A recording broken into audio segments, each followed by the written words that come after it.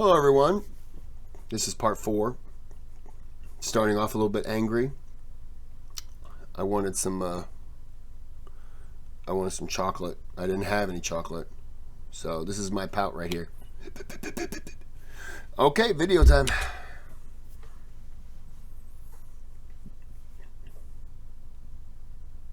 So the Persians go to the Romans, they're like, okay, we're going to fight this one as allies, right?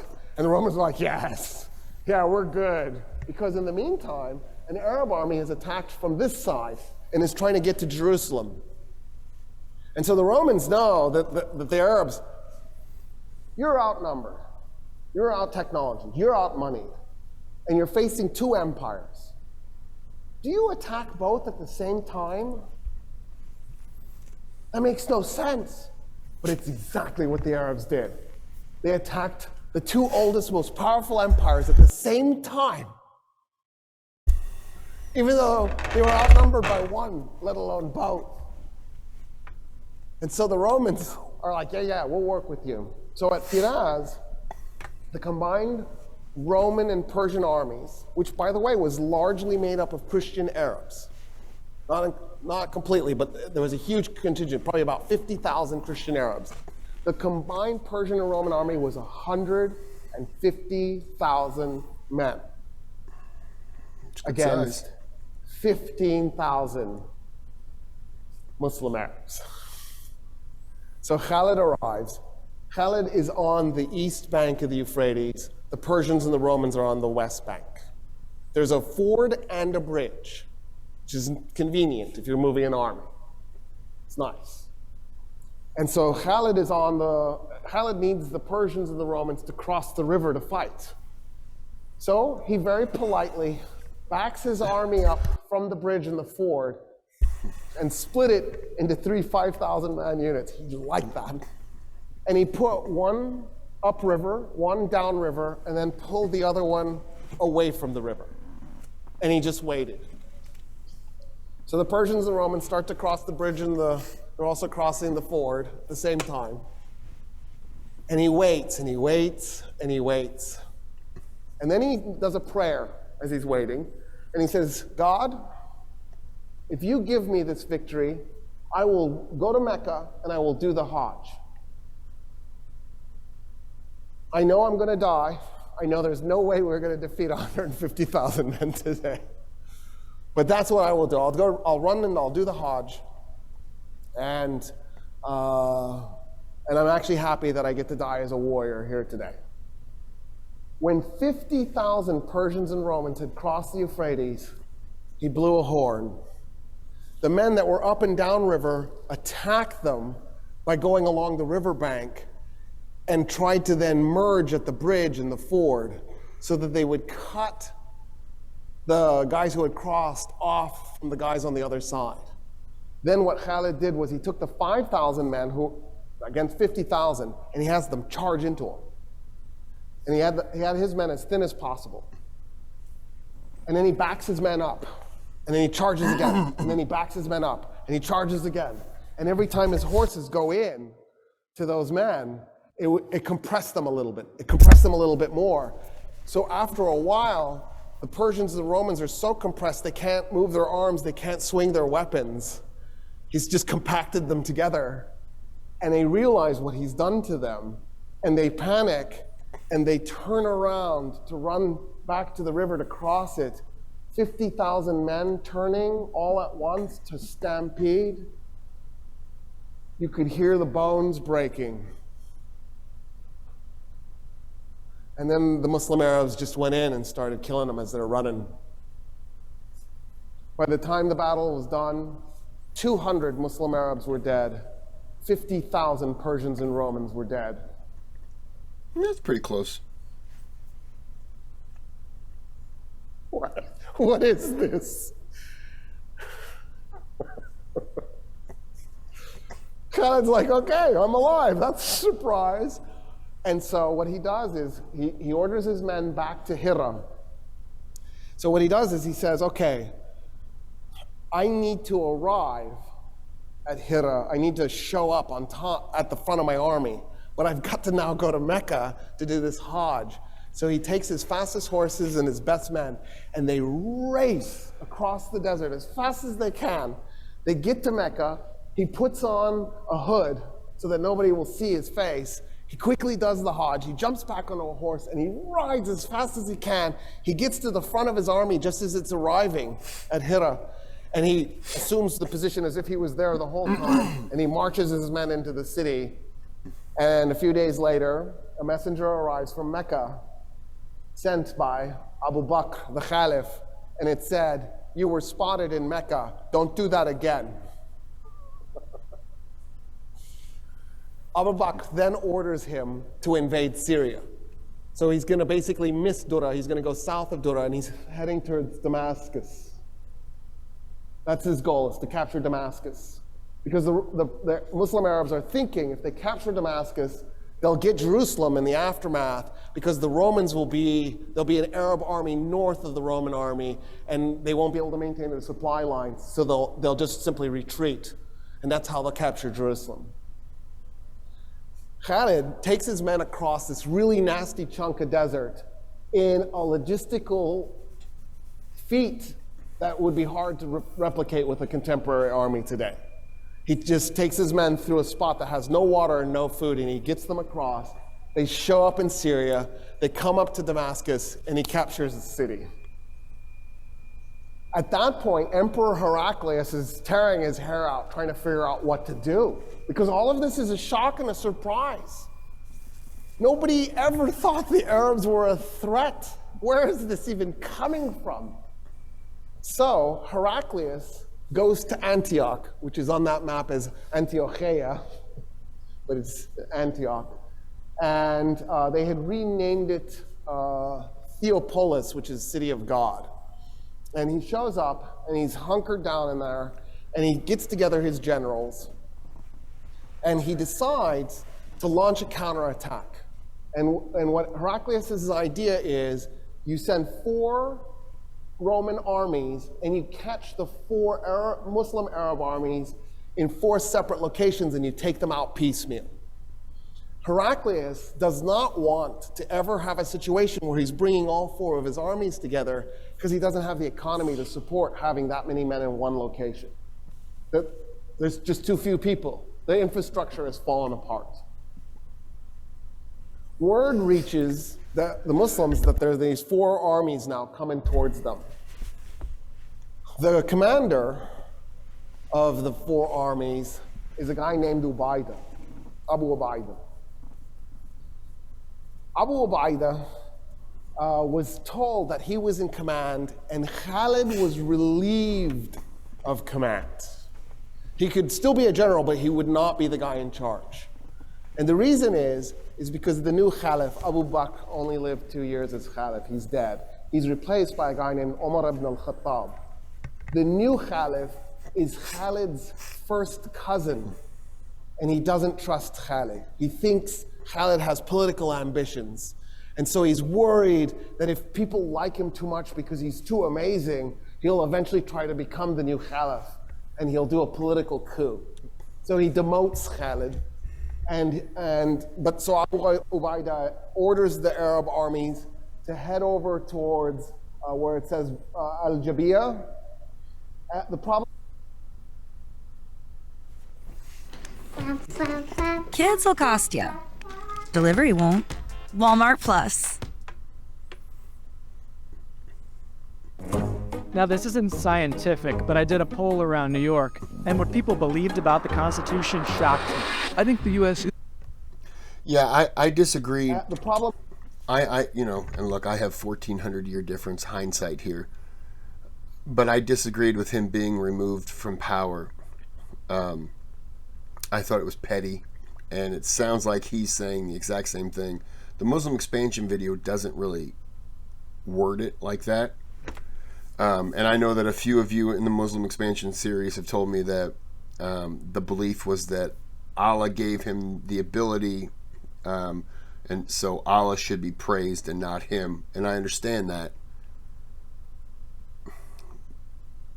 But that doesn't stop someone from being petty and wanting power for themselves and using it in the using that and crippling your enemies all under the pretext of you should praise Allah. But that person who's eliminating their enemies, not killing the enemies, he didn't kill Khalid, he is using that power to promote himself in a way. Now I understand he was promoted to that position, but yeah, I thought it was the Muslim expansion series I'm not done with it yet. I have 3 more videos to finish the series. But after Khalid disappeared, it really made it harder for me, because I saw something in that I've seen in a lot of other things, which is the political, the ambition, where somebody else takes it upon themselves, where they feel like, oh, that person's going to do this, and power can make people petty, and it can make you not trust. And I think that maybe he would have, over time, maybe he would have become that person. But from what I've seen of him, outside of the military aspects, he shared what he had with his people. And when he conquered, he gave that money back to the people so that they could live. He built a trust up with them. That, to me, isn't the sign of somebody who would ever abuse their power. That is somebody who understands the power that they have over other people and chooses to lift the others up while living amongst them in a way that he didn't have to. And I see that in an aspect with Alexander the Great. In that speech that he gave, his I want to say his final speech, but that, where he basically tells people, look, get up here and get naked and show me your wounds and I'll show you mine. I didn't conquer this land. We conquered this land. This land is your land, and I see that same kind of thing in him.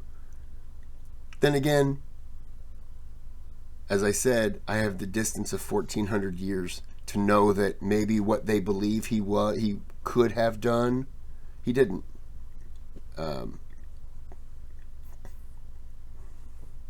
Who's to say if I'm in that position, I don't think the same thing? I don't know. And I to be fair, I can't say I wouldn't. Because maybe if I'm just coming into power as he was, maybe I look at him and I think, oh, he could ruin this for me. I got to get him out of the way. Without killing him, I got to get him out of the way. I got to secure this for me. Who's to say I'm any better? Or I'm any less petty? I'm a petty person now. Is the Hassanids keep attacking them from behind. And so the Muslims try to figure out what to do. They decide to hold a conference. And then what they do is they ask an interesting question. Abu Ubaidah does, the commander. And the question he asks is, would you guys rather have Khalid in charge or me? And everybody looks at him like, we feel guilty saying this, but yeah, Khalid. And he goes, me too. I would like to propose that we promote Khalid to being in command unofficially, because I'll be officially in command. But unofficially, he'll be in charge.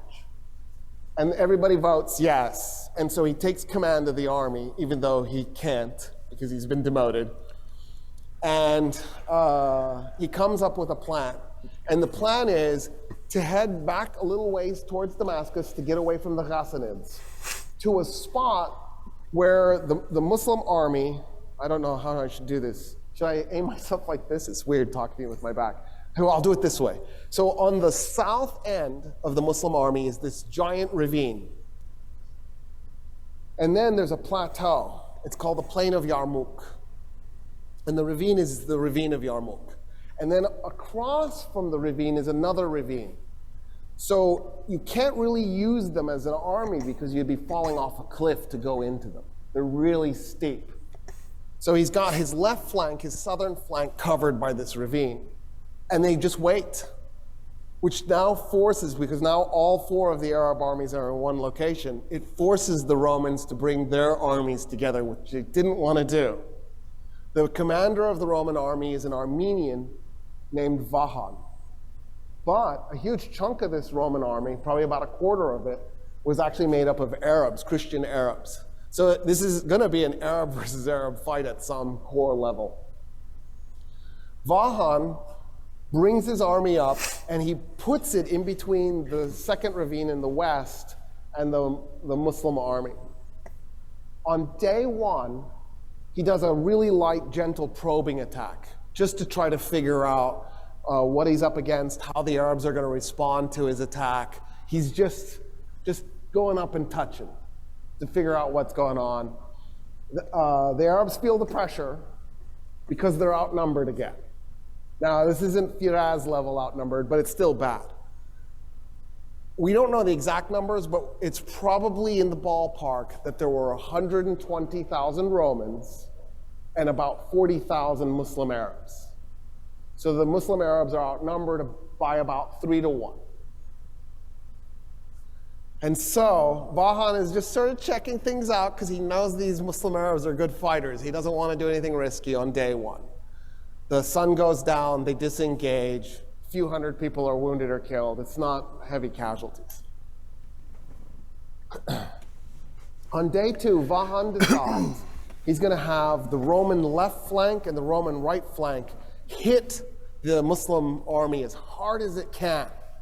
Because he figures he's got the numerical advantage, hit them as hard as you can. So he orders that. The Muslim commander on the left is a guy named Yazid, and the Muslim commander on the right is a guy named Amr ibn al-As. And Abu Ubaidah is in the middle, the guy who's supposed to be in charge. And then Khalid's in the back controlling everything. And the weight of the Roman army is so overwhelming, both Muslim flanks are collapsing. And they're in full retreat.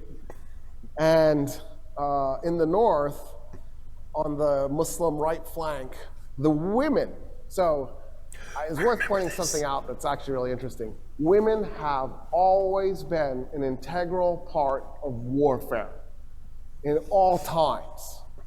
We pretend like we've just recently let women in the militaries. The Persians had an all-woman archer division. The stories about the Amazons, that wasn't made up. That mythology was based on a real event. A rogue archer division of women, we don't know why, decided to go on a tear and attacked a bunch of Greek city-states on the Aegean Sea and burnt their temples and set their shit on fire. Oh, I cussed. I said I wouldn't. And they deserved it, just for the record. And then the Greeks were so traumatized by this, they were like, we were attacked by Amazons. And they were. And it really did happen. Isn't that cool? I think it's cool. Usually, women were support staff. They weren't in direct combat roles. Notice I didn't say always, I said usually. For example, the Vikings fielded women. Mm-hmm. The Persians, the Vikings, the Armenians fielded women. The Romans did not ever field women. They were against it. Mm-hmm. But women still played a support role in Roman legions. And the Arabs were the same. They did have some women warriors, by the way, just so we're clear. But for the most part, there were very few women who participated directly in battle. In any case, the women on Amr ibn al-As's side pull down the tents, grab the posts, and charge the men who are retreating. And they shout at them, you've shamed your wives, and now you have a choice. You can be killed by your wives, or you can be killed by the Romans. Vahan. I remember that on the Muslim expansion series. Never could I have imagined what we're seeing today. Biblical history is being written. I remember thinking, what the Vahan's hell? blown away. He can't believe that he attacked an army a third the size. They broke it, it rallied, and pushed them back. But he thinks, I've got it. I've killed enough of them. This was a bloody enough affair. I can probably break them the next day. So the next day, which is really day 3 at this point, he decides to focus everything he's got on the Muslim right flank. So he's going to ignore half the Muslim army. He takes everything and he smashes it in. And sure enough, the Muslims are being pushed back. And the women take the tent posts back and are holding it a line against their own men. And the Arab men turn around and re-engage. And they stabilize the situation. Khalid brings his cavalry units around and he smashes into the Roman flanks that are attacking, and they slowly push the Romans back. And day 3 ends right where it began. Vahan is now really upset because he can't comprehend how he's not moving this Arab army. But he thinks, okay, I think we're still in this. So day 4, he decides to do the same thing. Push that same Muslim right flank. Just hit them as hard as you can with everything you've got. And the Khalid this time had assumed this was going to happen. So what he had done is he had redeployed his cavalry so that it would be able to respond more quickly. And he manages to stabilize the flank, even though it does start to collapse. They do start to fall back, and they manage to push the Romans back, and they stop day 4 right where they started. Day 5, Vahan sends a guy to talk. And he's ready to come up with a compromise. Like, maybe you get Jerusalem and we keep Damascus, something like that. Khalid goes, oh, the Romans only talk when they're losing. Okay, I'm going to refuse to talk. Day 6, he took all his cavalry. It was about 8,000 men. Out of his 40,000 men, about 8,000 were cavalry. And he put all of them on his right flank. I'm going to pause it right there. What the guy should have asked for is, can I sign the wives up? Because apparently we need warriors, and the wives are warriors. We could have beaten your people twice, but your wives kept them in the battle. He's probably watching it going, we got to get some of those women. Damn it, we need some of those women's. All right, I'm going to end it here, come back, and finish this series up. This has been pretty good. I kind of want to... I want to go over the first stuff that from the first video. All the lead up to it. Because that was just as interesting as the rest of it. Well, I'm going to end it here. Like and subscribe. Or you're going to have a garden, and instead of growing all the stuff you're going to need, you're just going to have blueberries. Figure that one out. Back to you in the studio.